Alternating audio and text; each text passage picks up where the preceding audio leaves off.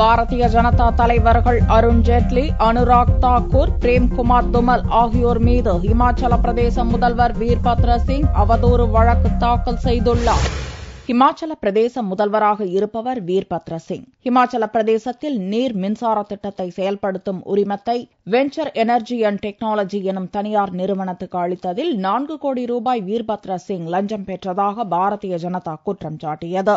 வீர்பத்ர சிங் மீது சிபிஐ விசாரணைக்கு உத்தரவிடும்படி பிரதமருக்கு மாநிலங்களவை எதிர்க்கட்சித் தலைவர் அருண் ஜேட்லி கடிதம் எழுதினார். அமைச்சர்கள் எதிர்ப்பு தெரிவித்தும் வெஞ்சர் மின் நிறுவனத்துக்கு மின் திட்டத்தை வழங்கியதாக இமாச்சல பிரதேச முன்னாள் முதல்வர் பிரேம்குமார் துமல் குற்றம் சுமத்தினார். அதேபோல பிரேம்குமார் துமலின் மகனும் பாரதிய ஜனதா இளைஞரணி தலைவருமான அனுராக் தாக்கூர் எம்பியும் வீர்பத்ர சிங் மீது பகிரங்க குற்றச்சாட்டுகளை சுமத்தியதோடு முதல்வர் பதவியிலிருந்து அவரை நீக்கும்படி ராகுல் வீட்டு முன் போராட்டம் நடத்தினார். இந்நிலையில் சிம்லா நீதிமன்றத்தில் அருண் ஜேட்லி, பிரேம்குமார் துமல், அனுராக் தாக்கூர் ஆகியோர் மீது வீர்பத்ர சிங் சார்பில் அவதூறு வழக்கு தாக்கல் செய்யப்பட்டுள்ளது. மூவர் மீதும் வழக்கு தொடுத்துள்ளதை நிருபர்களிடம் தெரிவித்த வீர்பத்ர சிங் தன் மீதான குற்றத்தை நிரூபித்தால் அரசியலை விட்டு விலக தயார் என்றும் ஆவேசத்துடன் சவால் விடுத்தார். இமாச்சல பிரதேசத்தில் கடந்த 1 மாதமாக வீர்பத்ர சிங் பதவி விலக கோரி பாரதிய ஜனதாவும் பாரதிய ஜனதாவை கண்டித்து காங்கிரசாரும் மாறி மாறி போராட்டத்தில் ஈடுபட்டு வருகின்றனர் என்பது குறிப்பிடத்தக்கது.